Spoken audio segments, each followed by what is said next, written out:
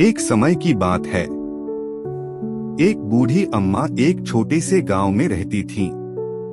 वो बहुत दयालु थीं, बुद्धिमान थीं और हमेशा मुस्कुराती रहती थीं।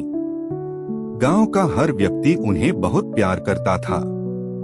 लोग अक्सर उनके पास आते बातें करने के लिए, सलाह लेने के लिए या फिर बस चुपचाप उनके पास बैठने के लिए। एक दिन एक नौजवान लड़का उनके पास आया और बोला, मां जी, आप हमेशा खुश कैसे रहती हैं? जब बुरा भी होता है तब भी आप कभी उदास नहीं दिखती। अम्मा ने हल्की मुस्कान के साथ जवाब दिया, बेटा, जिंदगी उतार चढ़ाव से भरी होती है। कुछ दिन अच्छे होते हैं, कुछ नहीं। लेकिन मैंने एक बात सीखी है, खुशी बाहर की चीजों से नहीं, भीतर से आती है। लड़का थोड़ा उलझ गया। उसने फिर पूछा, लेकिन जब कुछ बहुत बुरा होता है तब आप कैसे खुश रह सकती हैं? अम्मा ने सिर हिलाया और अपनी कहानी बताने लगी। बहुत साल पहले जब मैं जवान थी, मेरे पास एक प्यारा सा परिवार था। एक स्नेही पति, प्यारे बच्चे। पैसे ज्यादा नहीं थे, लेकिन प्यार बहुत था।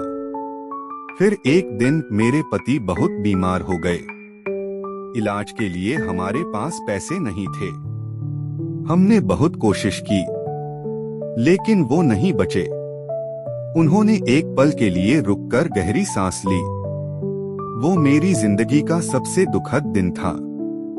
मैं बहुत रोई। मुझे लगा अब कभी हंस नहीं पाऊंगी।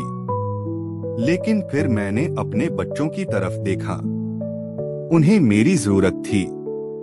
तब मुझे समझ आया, उदासी से कुछ नहीं बदलेगा। मुझे फिर से खुश रहना सीखना होगा, उनके लिए और अपने लिए। उन्होंने लड़के की आंखों में देखते हुए कहा। उस दिन से मैंने अपने सोचने का तरीका बदल दिया। हर सुबह मैं खुद से कहती हूँ, आज एक नया दिन है। कुछ अच्छा ढूंढो, चाहे वो कितना ही छोटा क्यों न हो। शायद सूरज चमक रहा हो, शायद एक फूल खिला हो, या शायद मैंने किसी चिड़िया की चहचहाहट सुनी हो। हमेशा कुछ न कुछ ऐसा होता है जो मुस्कान ला सकता है। लड़का फिर पूछता है, लेकिन अगर फिर से कुछ बुरा हो गया तो? अम्मा मुस्कुराईं और बोली, आसान नहीं होता बेटा, ये मैं मानती हूँ। लेकिन मैं खुद को याद दिलाती हूँ, ये वक्त भी बीत जाएगा।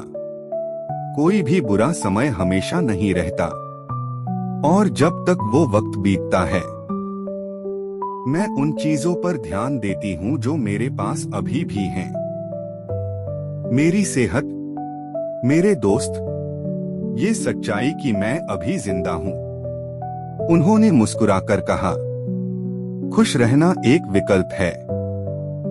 तुम दर्द को देखकर रो सकते हो, या फिर उसके बीच भी सुंदरता को देखकर मुस्कुरा सकते हो। लड़का चुपचाप बैठा रहा, सोचता रहा। फिर उसने मुस्कुराते हुए कहा, धन्यवाद मां जी, मैं कोशिश करूंगा।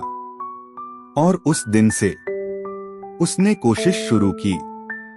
वो जिंदगी की छोटी छोटी खुशियों पर ध्यान देने लगा।